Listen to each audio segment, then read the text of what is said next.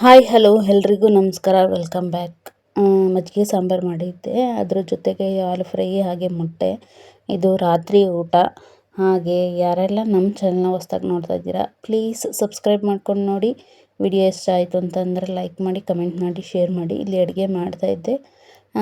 ಸಂಜೆ ಹಾಲು ಕಾಯೋಕ್ಕಿಟ್ಟು ಈ ಕಡೆ ಸಾಂಬಾರನ್ನ ಬೇಯಿಸ್ತಾ ಇದ್ದೆ, ಅಂದರೆ ಸಾಂಬಾರನ್ನ ರೆಡಿ ಮಾಡ್ತಾಯಿದ್ದೆ. ಮಜ್ಜಿಗೆ ಸಾಂಬಾರು ತುಂಬ ಚೆನ್ನಾಗಿ ಬಂದಿತ್ತು, ನಂಗೆ ಸಖತ್ ಇಷ್ಟ ಮಜ್ಜಿಗೆ ಸಾಂಬಾರು. ಹಾಗೆ ಮಜ್ಜಿಗೆ ಸಾಂಬಾರಿಗೆ ಉದ್ದುದ್ದಕ್ಕೆ ಈರುಳ್ಳಿನ ಹೆಚ್ಚಿಬಿಟ್ಟು ಹಾಕಿದ್ರೆ ಚೆನ್ನಾಗಿರುತ್ತೆ.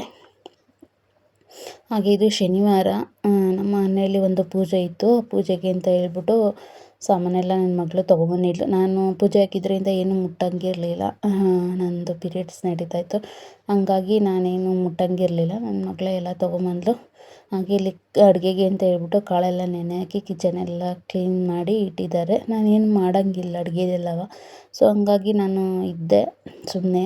ಆಮೇಲೆ ನಮ್ಮ ದೊಡ್ಡಮ್ಮ ಬಂದರು. ಇವರು ನಮ್ಮ ಅಪ್ಪ ಅವರ ಅಣ್ಣನ ಹೆಂಡತಿ, ನಮ್ಮ ದೊಡ್ಡಮ್ಮ. ಹಾಗೆ ಇವಳು ನನ್ನ ಮಗಳು ದೊಡ್ಡವಳು. ಇಬ್ಬರು ಸೇರಿಕೊಂಡು ಅಡುಗೆ ಎಲ್ಲ ಮಾಡ್ತಾಯಿದ್ರು ಎಡೆಗೆ ಅಂತ ಹೇಳ್ಬಿಟ್ಟು. ಹಾಗೆ ನನ್ನ ಮಗಳು ಪೂಜೆ ಎಲ್ಲ ಮಾಡಿದ್ಲು. ಇಲ್ಲಿ ನಾನು ಮಾಡೋಂಗಿರಲಿಲ್ಲ. ಲೆಕ್ಕವಾಗಿ ಈ ಪೂಜೆ ತಂದೆ ತಾಯಿ ಅಂದರೆ ಹೆಣ್ಮಕ್ಳಿಗೆ ತಂದೆ ತಾಯಿ ಮಾಡಬೇಕಿತ್ತು. ಬಟ್ ನಮ್ಮ ಅದೃಷ್ಟನೋ ಏನೋ ಗೊತ್ತಿಲ್ಲ, ನಮ್ಮ ಮನೆಯವರು ಇರಲಿಲ್ಲ, ನಾನು ಮಾಡೋಂಗಿರಲಿಲ್ಲ. ಹಂಗಾಗಿ ದಾಸಪ್ಪ ಬಂದಿದ್ದರು.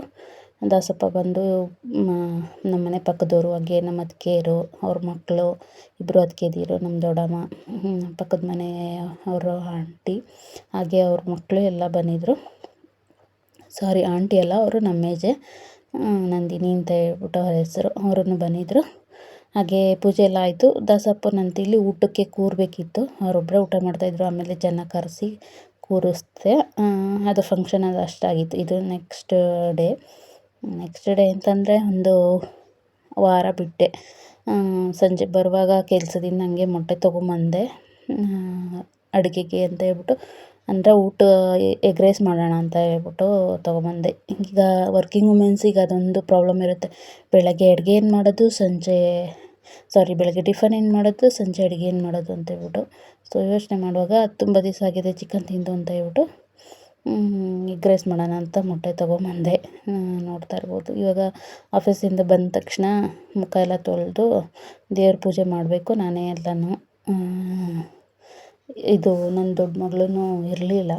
ಸೊ ಅವಳು ಎಲ್ಲ ಕೆಲಸ ಐತೆ ಅಂತ ಹೇಳ್ಬಿಟ್ಟು ಹೋಗಿದ್ಲು. ಹಾಗಾಗಿ ಈಗ ನಾನು ಪೂಜೆನ ಮಾಡೋದಕ್ಕೆ ಬರ್ತಾಯಿದ್ದೀನಿ. ಸಂಜೆ ದೀಪ ಎಲ್ಲ ಹಚ್ಚಿ ಅಡುಗೆ ಮಾಡಬೇಕು. ಹೊರಗಡೆ ಟಯರ್ಡಾಗಿ ಬಂದಿರ್ತೀವಿ, ಯಾರಾದರೂ ಮಾಡಿ ಕೊಟ್ಟರೆ ಸುಮ್ಮನೆ ಕುತ್ಕೊಂಡು ಊಟ ಮಾಡ್ಬಿಟ್ಟು ಮಲ್ಕೊಳ್ಳೋಣ ಅನಿಸುತ್ತೆ. ಬಟ್ ಮಕ್ಕಳಿರೋ ವರ್ಕಿಂಗ್ ವುಮೆನ್ಸಿಗೆ ಹಂಗಾಗಲ್ಲ, ಅವರೇ ಎಲ್ಲನೂ ಮಾಡಬೇಕು. ಆದರೆ ನಾನು ಸ್ವಲ್ಪ ಲಕ್ಕಿ ಅಂತಲೇ ಹೇಳ್ಬೋದು. ಯಾಕಂದರೆ ನನ್ನ ಮಗಳು ಹೆಲ್ಪ್ ಮಾಡಿಕೊಡ್ತಾಳೆ ಎಲ್ಲದರಲ್ಲೂ, ನನ್ನ ದೊಡ್ಡ ಮಗಳು. ಹಾಗೆ ಇದು ನನ್ನ ಫ್ರೆಂಡ್ ಮನೆ ಫಂಕ್ಷನ್ ಇತ್ತು, ಅವ್ರ ಮಗಳದು ಅಂತ ಹೇಳ್ಬಿಟ್ಟು ಹೋಗ್ತಾಯಿದ್ದೆ ಸಂಡೇ. ಅಲ್ಲಿ ಫಂಕ್ಷನ್ ಹತ್ರ ವಿಡಿಯೋನೇ ಮಾಡ್ಕೊಡ್ಲಿಲ್ಲ ನಾನು. ಇದು ಆಟೋದಲ್ಲಿ ಹೋಗುವಾಗ ಮಾಡ್ಕೊಂಡಿದ್ದು ಒಂದು ಕ್ಲಿಪ್ಪು. ಅಲ್ಲಿ ವಿಡಿಯೋನೇ ಮಾಡ್ಕೊಳ್ಳಿಲ್ಲ. ಅವ್ರ ಮನೆಗೆ ಹೋದೆ, ಅಂದರೆ ನನ್ನ ಫ್ರೆಂಡ್ ಮನೆಗೆ ಹೋದೆ. ಇನ್ನೊಂದು ಫ್ರೆಂಡ್ ಮನೇಲಿ ಫಂಕ್ಷನ್ ಇದ್ದಿದ್ದು, ಅವ್ರ ಮನೇಲಿ ಒಂದು ಕ್ಲಿಪ್ ತೊಗೊಂಡೆ. ಬಟ್ ಫಂಕ್ಷನ್ ಇದ್ದಿತ್ತವ, ಹಾಗೆ ಸೆಲ್ಫಿ ಫೋಟೋಸು ಏನೂ ತೊಗೊಳಕ್ಕಾಗಲಿಲ್ಲ.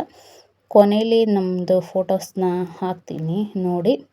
ಇದೇ ಅವ್ರ ಮನೆ, ನಮ್ಮ ಫ್ರೆಂಡು, ಅಂದರೆ ನನ್ನ ಕ್ಲಾಸ್ಮೇಟು. ತುಂಬ ಚೆನ್ನಾಗಿ ಕಟ್ಟಿದ್ದಾಳೆ, ನಂಗೆ ಸಖತ್ ಇಷ್ಟ ಆಗೋಯ್ತು ಮನೆ. ಹಾಗೆ ಮನೇನಷ್ಟು ತುಂಬ ಚೆನ್ನಾಗೂ ಇಟ್ಕೊಂಡಿದ್ದಾಳೆ. Double bedroom.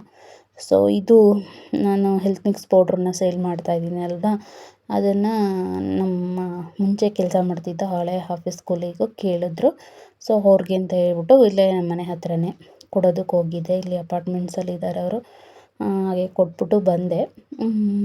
ಯಾರಿಗಾದ್ರೂ ಬೇಕಾದರೆ ನಂಬರ್ ಹಾಕಿರ್ತೀನಿ, ದಯವಿಟ್ಟು ಆರ್ಡ್ರ್ ಮಾಡ್ಕೊಳ್ಳಿ. Health mix powder. ಇದು ನನ್ನ ಆಫೀಸು, ಇಲ್ಲೇ ಕೆಲಸ ಮಾಡೋದು, ಎಲ್ಲನೂ ಮೇಂಟೈನ್ ಮಾಡಬೇಕಲ್ವ. ಸೊ ಹಾಗಾಗಿ ಮಾಡ್ತಾಯಿದ್ದೀನಿ. ಎಲ್ಲ ಈ ವಿಡಿಯೋನ ನೋಡ್ತಾ ಇದ್ದೀರಾ ಪ್ಲೀಸ್ ಸಬ್ಸ್ಕ್ರೈಬ್ ಮಾಡ್ಕೊಂಡು ನೋಡಿ.